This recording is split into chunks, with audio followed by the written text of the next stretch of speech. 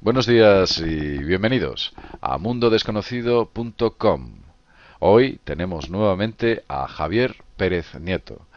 Lo tenemos aquí para que, bueno, pues nos cuente y nos hable sobre las profecías.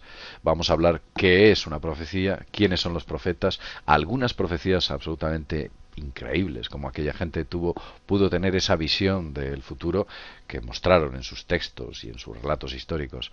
Unas profecías que se ciñen milimétricamente al contexto real y a aquello que sucedió.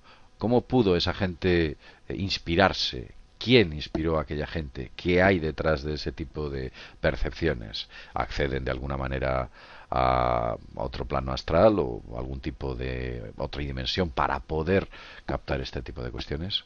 Bueno, pues buenas tardes, Javier Pérez Nieto, Hola, buenas JPN. tardes. Un Javier, placer.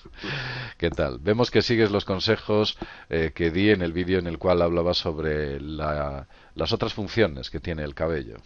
Uy, sí, eso es para hablar largo y tendido, sí. Sí.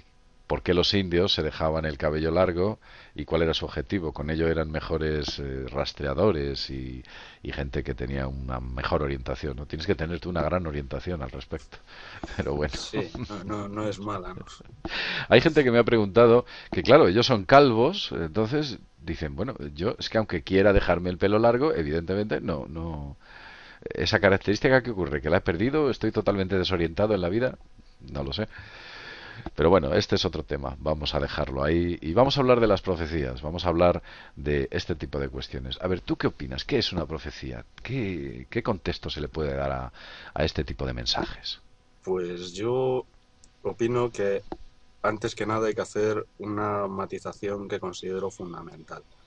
Eh, un profeta, porque la profecía en sí es un término romántico, que la profecía en sí no existe, sino que se hace en base a la figura del profeta. El profeta es un intermediario entre la humanidad y Dios. O sea, es un vocero. Dios dice, ve y diles tal, un Dios cualquiera, de cualquier cultura, y este señor, su función es ir y contar. Luego, el siguiente punto de esta matización sería la adivinación. La adivinación, pues sería, digamos, que la operación en base a unos elementos para predecir un resultado. Puede ser la cartomancia, por ejemplo, el tarot, Hmm, o puede ser la matemática. Es sí. conjugar una serie de elementos para predecir un resultado. Hmm, Y el último punto sería ya hablar de la precognición o la prescencia. La precognición vendría a ser, vamos a ver si lo digo bien, eh, saber una cosa antes que ocurra o tener noticia de ella. sí. Aquí intervendrían cosas como las propiedades, o vamos a decir la percepción extrasensorial, como puede ser la clariaudiencia, la clarividencia, la telepatía o incluso el desdoblamiento, para tener acceso, por ejemplo, a planos como puedan ser los registros acásicos o ciertas otras cuestiones. Hmm. Hecha esta matización, supongo que seguiremos utilizando el término profecía genérico, romántico y coloquial para no hacer demasiado lío. Pero dicho esto, quede claro que la profecía tal no existe, sino que son otras cosas. Entiendo, entiendo. Esto es una pregunta muy directa. ¿Has tenido tú alguna vez una percepción de algún hecho futuro? Sí, pero no de una forma extranormal, sino que en base a los datos se puede predecir la consecuencia lógica de un acontecimiento.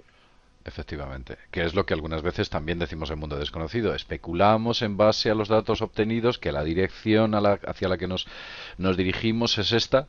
De ocasiones acertamos y en otras nos quedamos cerca. En otras, evidentemente, nos equivocamos. Claro, también yo te diría que, por ejemplo, cuando me refiero a datos, interpretamos millones de unidades de información que no solo es lo que vemos por internet, escuchamos en la radio y vemos por televisión. Simplemente yendo de tu casa a tu punto de trabajo estás absorbiendo una cantidad de información brutal Sí. en tu entorno, las personas con las que hablas, el lenguaje gestual, vamos a decir, el lenguaje no verbal, se da un montón de información, colores, tal. Yo no sé si eso puede ser una capacidad extra normal o paranormal, pero lo que sí es cierto es que también procesamos mucha información que no viene dada en el formato habitual que creemos cuando hablamos de información, claro. Así es cierto. Una cosa interesante, bueno, vamos a hablar de algunos de los profetas. Incluso hay algunos que ni siquiera sabían que lo eran, como por ejemplo Julio Verne. Julio Verne escribe una serie de novelas, todas ellas ideando o pensando en cómo será el mundo futuro, y resulta que ese mundo futuro se ciñe notablemente a la realidad actual. Ujú. Por ejemplo, Viaje a la Luna o 20.000 leguas en un viaje submarino, u otra serie de novelas, cito las dos más clásicas, en las cuales, bueno, pues ahí está dando unos datos que, bueno, pues parece que este hombre tenía algún tipo de visión o percepción extrasensorial que le permitía plasmar en un papel, en formato de novela, este tipo de datos. Y él nunca habló de que fuese un visionario o algo de este tipo. No, no, Ujú. no. Sencillamente contaba que, bueno, pues él veía o tenía la capacidad de decir que, bueno, que ese tipo de objetos e ideas que plasmaba en sus libros, bueno, pues es lo que él pensaba que es lo que iba a ocurrir, o que pensaba que quizás un futuro fuese así, cuando se ciñó bastante. Hay muchos profetas. ¿Cuál es el que más a ti te ha impactado?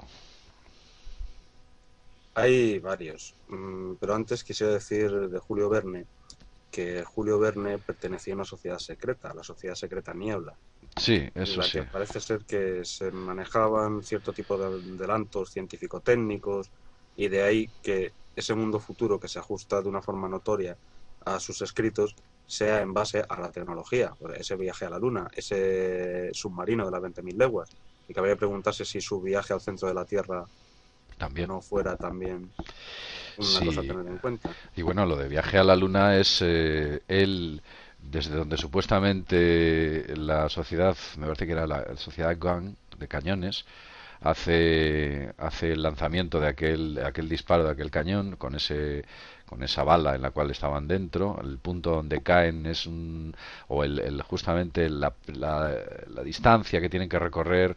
Él hace un cálculo sobre el movimiento de la luna, el punto en el que tienen que caer, el punto de retorno, un poco incluso los nombres de los protagonistas de aquella novela parece que se relacionan bastante con la historia del famoso Apolo, el proyecto Apolo. En fin, hay cosas muy, muy curiosas. Y por supuesto con el submarino, 20.000 leguas de viaje submarino, pues qué decir. Está hablando de una tecnología desconocida de propulsión de ese submarino, que no era otra más que la energía nuclear. De hecho, el primer submarino nuclear que hubo se llamó Nautilus también. No sabemos si estas profecías recirculan. Le llaman Nautilus porque Julio Verne lo dice, y Julio Verne lo dice porque pensó que debía llamarse así. Es una cosa, una especie de como que se retroalimenta la profecía con la realidad. Si aquí hay una profecía y no se va a cumplir, fuerzo la realidad para que ésta se lleve a efecto. Una cosa extraña. Pues mira, yo te voy a contar, a mí hay uno de los primeros profetas, ajenos a la Biblia. No es ni Job ni Josué, no es un profeta. Bueno, Josué no fue un profeta. No es ni Ezequiel, no es un profeta bíblico.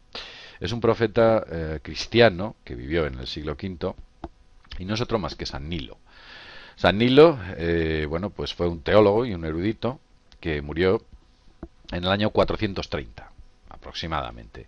Este hombre vivía en la zona del Sinaí y era muy, muy amigo de lo que eran los líderes godos. Los godos. Los godos que invadieron España posteriormente, etcétera. Bueno, ya conocemos la historia. Y este hombre, bueno, pues vivía muy bien, muy bien. Entonces, en un momento dado de su vida, tiene una especie de iluminación y decide retirarse. Se vuelve a Constantinopla y entra en lo que se llama el ascetismo, se vuelve un asceta. Y comienza a vaticinar una serie de profecías, entre otras muchas cosas, cuando habla del buen comportamiento humano, de la dirección que hay que seguir, de los dogmas del cristianismo. Bueno, pues entre todos este tipo de escritos, mete una cuña y suelta una profecía muy curiosa. Una profecía que ya se ha escuchado muchas veces, pero no se ha escuchado entera. La gente o los medios en los cuales he tenido la oportunidad de escuchar esta profecía censuran la segunda parte, en la cual hablan de la llegada del anticristo. La voy a leer, no es muy larga y solamente me ocupará 5 minutos y veremos un poco el contexto a medida que la voy leyendo de cómo este hombre tuvo esa visión, porque es que además da fechas. Él dice lo siguiente, dice, después del 1900 y hacia mediados del siglo XX, las personas de este tiempo se volverán irreconocibles. Cuando el tiempo de advenimiento del anticristo se acerca, las mentes de las personas crecerán en confusión por las pasiones carnales, y el deshonor y la injusticia se volverán más fuertes. Entonces el mundo será irreconocible. La apariencia de las personas cambiará, y será imposible distinguir a los hombres de las mujeres, debido a su inmodestia en el vestido y al estilo de pelo. Estas personas serán crueles y serán como animales salvajes debido a las tentaciones del anticristo. Es curioso cómo él hace mención constantemente al anticristo, como que sabe que todo está dirigido por algo, que el hombre va en esa dirección por una entidad, por un ser, por una fuerza malvada que él llama anticristo. Continúo. No habrá respeto por padres ni superiores, el amor desaparecerá y los pastores cristianos, obispos y sacerdotes se volverán hombres vanos, fallando completamente en distinguir el camino recto del errado. En ese momento, las morales y las tradiciones de los cristianos en la Iglesia cambiarán. Las personas abandonarán la modestia y la dispersión reinará. La falsedad y la codicia alcanzarán grandes proporciones y desgracias vendrán a aquellos que amontonen tesoros, lujuria, adulterio, homosexualidad, hechos secretos y asesinatos gobernarán en la sociedad. Es curioso, ¿eh? Porque se ciñe mucho a la sociedad actual, muchísimo. Este hombre lo clavó. Y continúa porque ya aquí habla directamente sobre el futuro y dice, en ese momento del futuro, debido al poder de los grandes crímenes y libertinajes, se privarán a las personas de la gracia del Espíritu Santo que recibieron en el santo bautismo e igualmente el remordimiento. Las iglesias de Dios serán privadas de temor de Dios y de pastores piadosos, y desgracia vendrá a los cristianos que permanezcan en el mundo en ese momento. Ellos perderán su fe completamente porque les faltará la oportunidad de ver la luz del conocimiento en ninguna persona. Cuando hablamos de que vivimos en una falsa percepción de la realidad, de que no se ve la luz, de que todos nos llevan hacia las tinieblas, fíjate, qué curioso, que él dice que como que ya la gente tiene absolutamente una ceguera total de la realidad y en ese momento llegará el fin de los tiempos. Y dice lo siguiente, entonces se separarán del mundo e irán a santos refugios buscando aliviar sus sufrimientos espirituales, pero por todas partes encontrarán obstáculos y constreñimiento. Y todo esto resultará del hecho de que el anticristo quiere ser el señor de todo y convertirse en gobernador. A ver, ¿por qué lo tengo aquí? Sí. Y convertirse en gobernador del universo entero. Producirá milagros y señales fantásticas.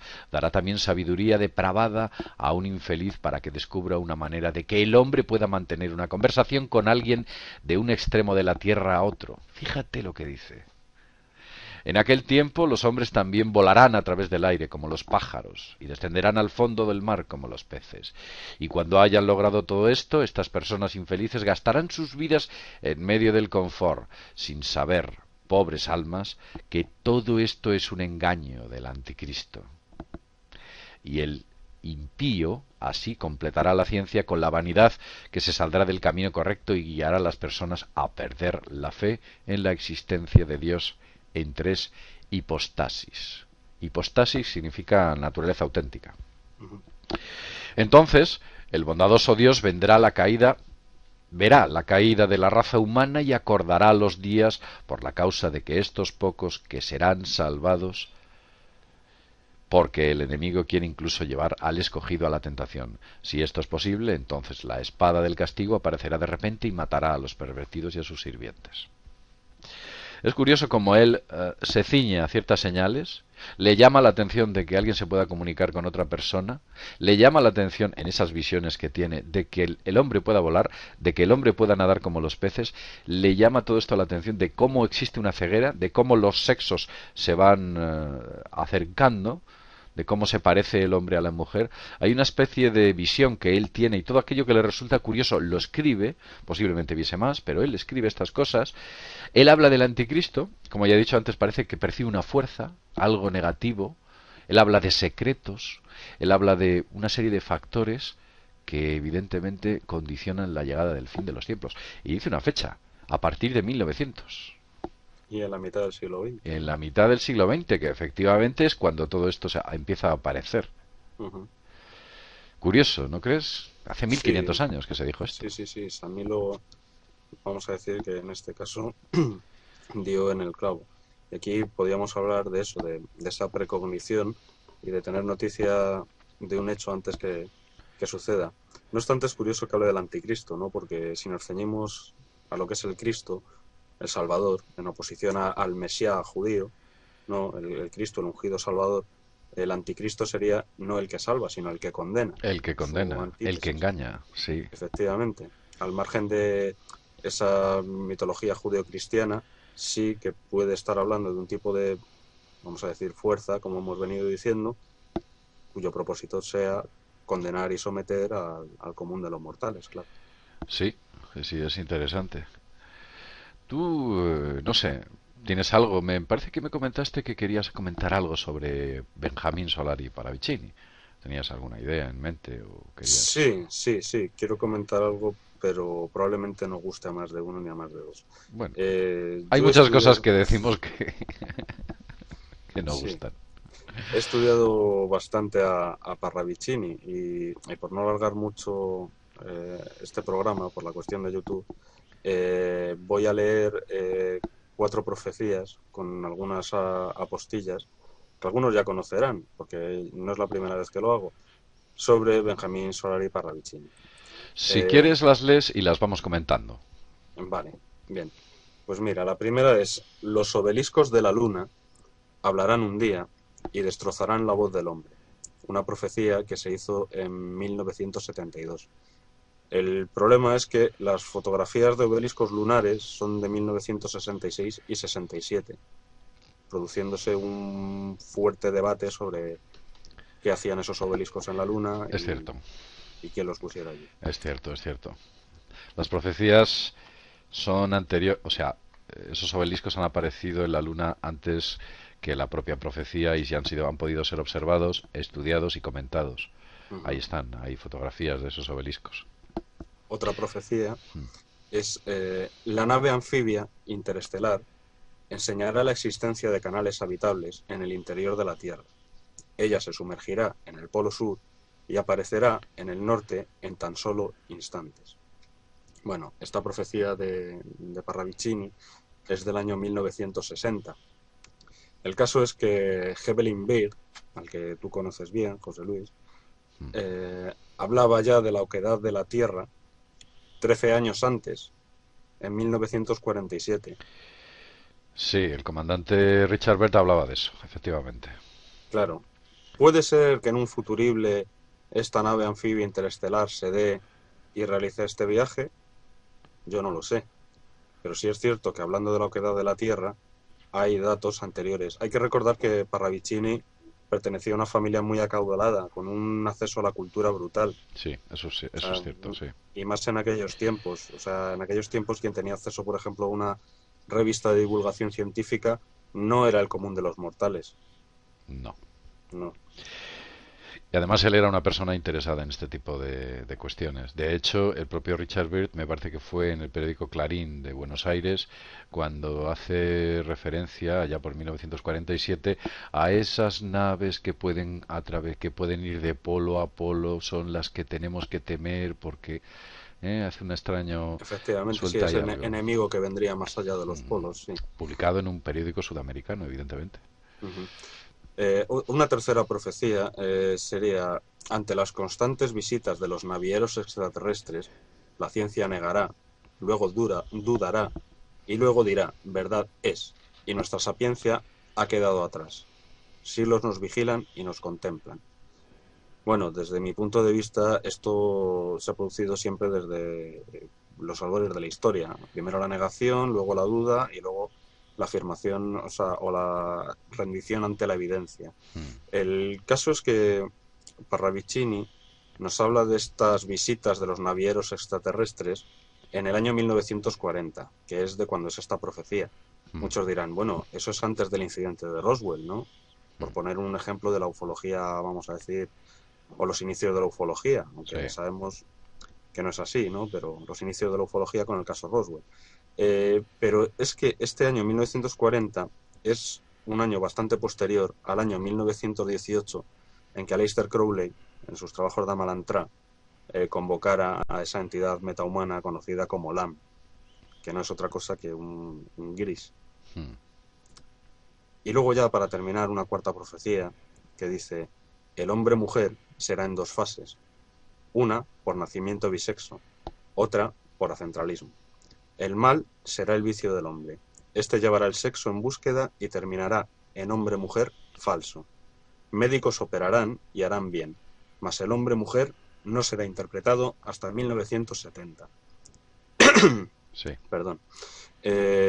Bueno, pues esta profecía, que como habrás podido ver hace una clara alusión a la transexualidad, al cambio de sexo, sí, es de 1937. Bueno, pues el primer cambio de sexo, o más concretamente, la primera cirugía reconstructiva de reasignación de sexo en los tiempos modernos, le corresponde a Lily Elbe y fue realizada en 1930. O sea, es decir, 7 años antes de que este señor hiciera su profecía. A lo que entiendo. hay que sumar que ya sabes tú que para que se asiente una práctica o una creencia o un postulado, deben de pasar al menos entre 20 y 30 años para tal cosa. Entonces, Sí, si él hace el vaticinio en el 37 y le sumamos 30 años más, pues estamos prácticamente en la década de los 70. mm, Hay cosas que pueden darse, bien pudieran darse, yo no lo sé, pero aquí tenemos ejemplos de cómo no son profecías, sino de que está tirando de hechos que él conocía y que se habían dado y transformándolos en una especie de vaticinio a toro pasado. sí. La verdad, además, fíjate, tiene más trascendencia cuando nos damos cuenta que en aquella época no existía un internet. Yo si cuelgo una noticia, nadie tiene acceso a ella, solo una pequeña élite.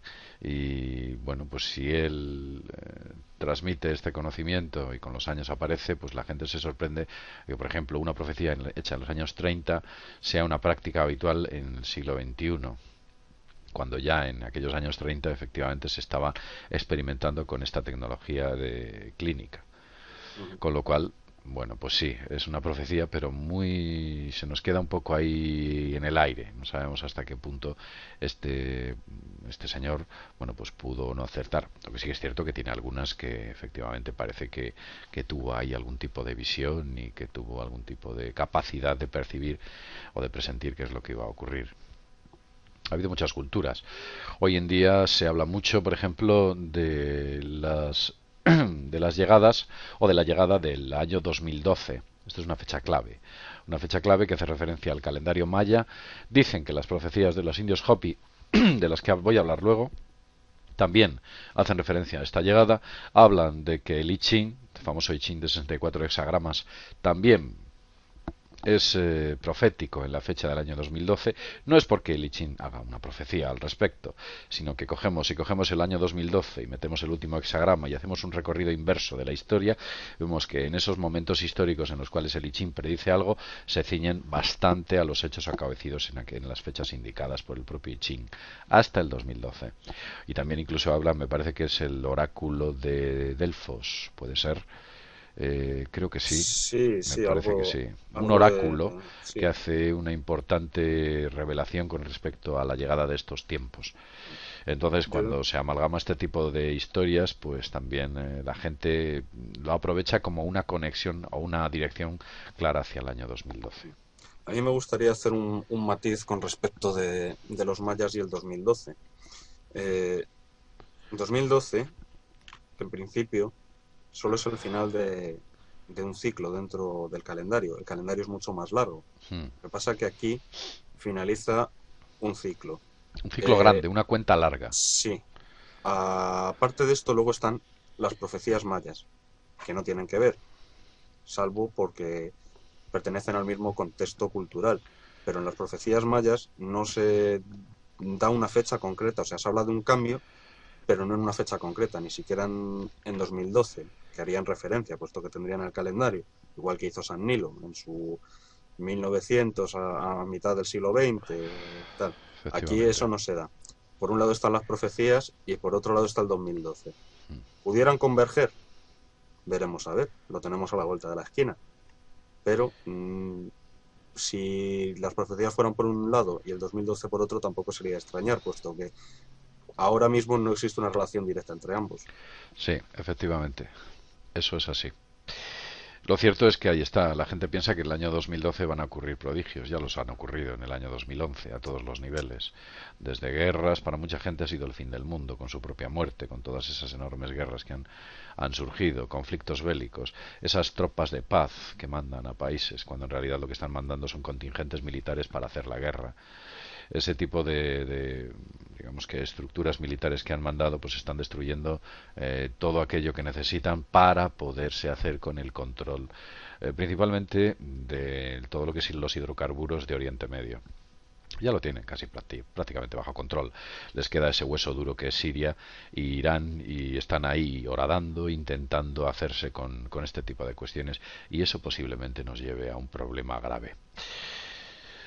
Antes he mencionado las profecías de los indios Hopi. Al parecer, y esto ocurrió a mediados del siglo XX, hubo un indio Hopi, de los últimos grandes herederos de la cultura Hopi, que se llamaba Pluma Blanca, que fue recogido por, creo que fue un pastor norteamericano, allá que atravesaba el desierto con su vehículo. Este hombre, Pluma Blanca, se encontraba en dificultades debido a su avanzada edad y entonces decidió recogerle y ayudarle. Como digamos como premio a su ayuda, este indio le ofreció parte de ese conocimiento Hopi a aquella persona que viajaba, aquel clérigo.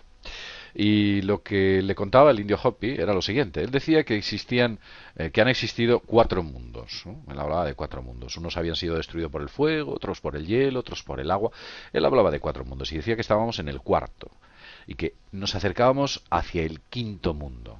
Hacia el quinto mundo. Este también sería destruido y renacería con un nuevo quinto mundo, y además de manera breve. Él hablaba de los signos. Utilizaba este término. Los signos nos indicarán la llegada, el fin del cuarto mundo y la llegada del quinto mundo. Y voy a leer los signos, porque me parece muy curioso. Y los leo y los interpretamos. Creo que es una buena práctica para que la gente pueda entender el contexto de cómo este hombre, allá por el año 1950, les contaba ese tipo de antiguos y ancestrales conocimientos. Vamos a ver. Él dice que el primer signo cuenta lo siguiente. Habíamos sido advertidos de la llegada del hombre blanco, similar al Pahna, pero que no viviría como él, sino que se apropiaría de las tierras que no les pertenecen y que abatirían a sus enemigos con el fuego. Esto evidentemente ocurrió en todo lo que ocurre, porque digamos que el auténtico propietario de Estados Unidos no son los anglosajones. El auténtico propietario de Estados Unidos son los indios aborígenes de Estados Unidos, las tribus indias. El segundo signo dice lo siguiente: nuestras tierras verán la llegada de ruedas de madera. En su juventud, mi padre vio hecha, en realidad, esta profecía, con la llegada del hombre blanco en sus carretas a través de las praderas. Esto cuenta él, el propio Pluma Blanca, ahí lo interpreta, ¿no? Hablan de las ruedas de madera y efectivamente es lo que ocurrió. El tercer signo dice: una extraña bestia similar al búfalo, pero con grandes y largos cuernos, poblará las tierras en un gran número. Y esto se pudo observar, o lo pudo observar el propio Pluma Blanca, ya que estábamos hablando de las cabezas de ganado que trajo el hombre blanco a aquellas tierras, o cientos de miles de cabezas de ganado, que por supuesto no era el búfalo. Un cuarto signo. El cuarto signo dice lo siguiente: la tierra será atravesada por serpiente de acero. Una clara alusión, evidentemente, a las vías del tren, a las vías del ferrocarril, que comenzaron allá por el siglo XIX, siglo XX. Hay un quinto signo que dice lo siguiente: el cielo será cubierto por una gigantesca telaraña. Es curioso. Hay gente que piensa que pueden ser los tendidos telefónicos o los cables de la electricidad. Otros dicen que son los chemtrails.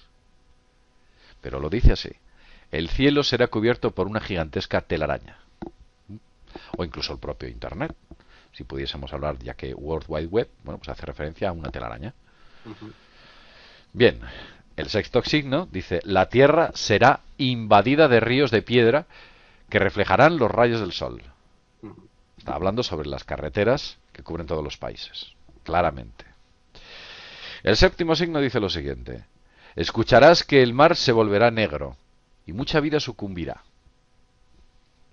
En los vertidos del Golfo de México, de las costas gallegas, el Exxon Valdez, tenemos muchos ejemplos de este tipo de crímenes contra la naturaleza que se producen gracias a la necesidad de los hidrocarburos como fuente energética para el mundo occidental.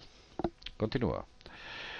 En el séptimo signo dice lo siguiente. El octavo signo dice lo siguiente: verás a muchos jóvenes que usarán el pelo largo como nosotros. Hace referencia a los indios. Vendrán y se unirán a nuestra tribu para aprender nuestras formas de vida y nuestra sabiduría. Bien, esto es lo que ocurrió cuando hubo el movimiento hippie en los años 60 y 70, que fue un movimiento de exaltación espiritual, y en ese movimiento hubo una fuerte corriente de gente que se dirigió hacia ese conocimiento ancestral que tenían los antiguos indios sobre el sentido de la vida y todo este tipo de cuestiones, bueno, pues que tuvieron mucha relación con el movimiento hippie. Y por supuesto era gente melenuda. El noveno y último signo dice lo siguiente: escucharás hablar de una morada en el cielo que caerá con todas sus fuerzas sobre la tierra. Esta morada se verá como una gran estrella azul. Luego, muy pronto, las ceremonias y rituales de mi gente culminarán. Ese es el último signo, el cual dará indicios de que el fin de los tiempos se acercan. Un signo en el cielo, una señal en el cielo. ¿Tú te acuerdas cuando yo decía que muchas profecías hablaban de señales en los cielos cuando llegue el fin de los tiempos? Muchas, ¿eh? Muchas. Incluso el propio Apocalipsis hace referencia a ello. Las señales en los cielos. Tengo aquí un libro. Este libro es el libro de los profetas del bosque. Es un gran libro. Fue escrito por José María Sánchez de Toca. Si podéis adquirirle, compradle, porque es un gran libro. Aquí hace referencia a un montón de profecías centroeuropeas que fueron amalgamadas gracias a este general que estaba destinado en Centro Europa, y bueno, pues entre otras cosas se dedicó a recopilar este tipo de conocimiento, de profecías.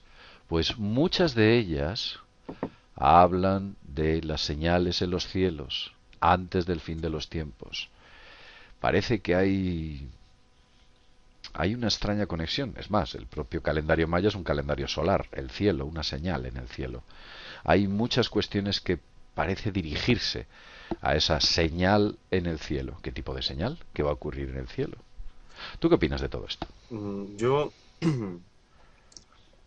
opino varias cosas, pero quizás sí que me ha llamado la atención algunos planteamientos que otra gente, y no yo, que todo hay que decirlo, ha hecho y ha vinculado con los hechos que recientemente han ocurrido en Uruguay, puede ser, este artefacto de la NASA que ha caído del cielo, que ha Eh, impactado sobre una casa sí, bueno, eso ha ocurrido en Argentina, argentina. Bien, concretamente.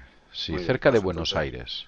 bueno, corregimos el dato, Sí, en Argentina, y que se ha presentado como una bola azul, o sea, una masa azul. así es.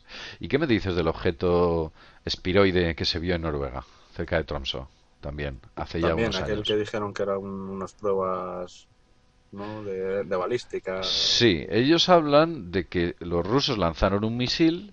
Mm. Este misil tuvo una fuga de combustible en uno de sus laterales y produjo un movimiento de escape en el círculo que lanzaba esos gases. En Mundo Desconocido hablamos de ello hace ya mucho tiempo y nos hicimos eco de la versión oficial. Pero es que la versión oficial no encaja del todo. No parece encajar del todo. Yo Hay una cosa no, extraña. no sé a qué carta quedarme. Quizás habría que incluso esperar y ver si alguna posible morada, con todas las implicaciones que tiene en el cielo, pudiera caer a la Tierra y presentarse como una estrella. Solo se me ocurre la Estación Espacial Internacional. Es la única morada que me viene a la cabeza como tal. Mm. A no ser que esté haciendo referencia a otro tipo de tecnología que hay en el espacio que nosotros no conozcamos y que la tengan ahí arriba. Todo es posible. Pero la única morada que existe en el espacio en estos momentos es la ISS, me parece, la International Space Station. Por Que lo es, menos nuestra. eh, bueno, bueno, la Estación Espacial Internacional sustituyó a la Mir hace ya bastante tiempo, pero no se sabe exactamente qué se está haciendo. Hay muchos experimentos que se están haciendo en esa base espacial y que a los que desde luego no nos están contando absolutamente nada. No trascienden este tipo de descubrimientos, no trascienden a los medios. Sí, te dicen el show, ¿no? El show. Hemos mandado un cohete al espacio, está allí una nave increíble. Usted la puede ver por la noche en algunos momentos, verá una extraña luz que se va difuminando en el cielo y es la ISS que el reflejo del sol produce sobre sus enormes paneles solares y ahí está, ¿no? Nos enseñan el show, pero lo que realmente es interesante es lo que hay están haciendo. Y cuando países en una situación de crisis tan importante como la que nos encontramos aunan esfuerzos, deciden gastar un montón de recursos económicos para mantener y seguir ejecutando operaciones dentro de estaciones de este tipo, quiere decir que lo que ahí están haciendo es de quizás una importancia capital. Yo, sinceramente, mira, de verdad, cuando San Nilo hace aquí referencia a eso de que por entonces aquellos que amontonen tesoros, lujuria, adulterio, homosexualidad y hechos secretos, así como los asesinatos que gobiernen la sociedad, será el momento del fin de los tiempos. Es curioso que haga referencia a los hechos secretos. Ya sabemos que a efectos gubernamentales el secreto es la pauta habitual. Nos enseñan pues pequeñas tonterías. E incluso los papeles de Wikileaks, a mí sinceramente me parecen una especie de pequeño juego a que, mira, os vamos a enseñar un poquito los cuchicheos que había entre embajadas. Lo gordo y lo realmente importante no trasciende. Claro. Bueno, pues nada, después de estos 37 minutos hablando sobre las profecías bueno, pues todo este tipo de cuestiones, vamos a hacer la gran pregunta. Javier, ¿qué va a pasar en el año 2012? ¿Se acaba el mundo o no se acaba el mundo? ¿Tú qué opinas? Pues hombre, yo pienso que al mundo le da igual que sobre él exista una especie, como es la especie humana. Pero sí que es cierto, y en base a los ciclos solares, esto ya también lo dije en una entrevista que tuvimos hace mucho tiempo, en Mundo Desconocido, los ciclos solares que se dan cada 11 años y poco, Sí. eh, se prevé que exista una tormenta solar para el año 2012 con unas fuertes repercusiones sobre nuestro planeta. Mm. De esto ya pasó una vez y mandó al traste todas las líneas telegráficas y se prevé que eso pudiera pasar. Estados Unidos, Australia y Reino Unido están haciendo protocolos para situaciones de emergencia en base a un pulso electromagnético producido por tormenta solar severa o o por un ataque malicioso contra las instalaciones eléctricas de estos países. Mm. Cuando el río suena es que agua lleva. Sí. Y si se están preparando de esta manera países, vamos a decir, tecnológicamente avanzados, o sea, Guadalíder del conocimiento, como puede ser Estados Unidos Mm. con el Instituto de Massachusetts, no es descartable que tal situación pueda darse. Una tormenta que produzca un pulso electromagnético tan grande que si bien no afecte de la manera común que todo el mundo piensa, porque hay mucha especulación al respecto y casi todos son bagatelas y conjeturas que cada uno hace, sí que pudiera afectar a las infraestructuras y a aparatos eléctricos, pues como ya se ha demostrado en el pasado.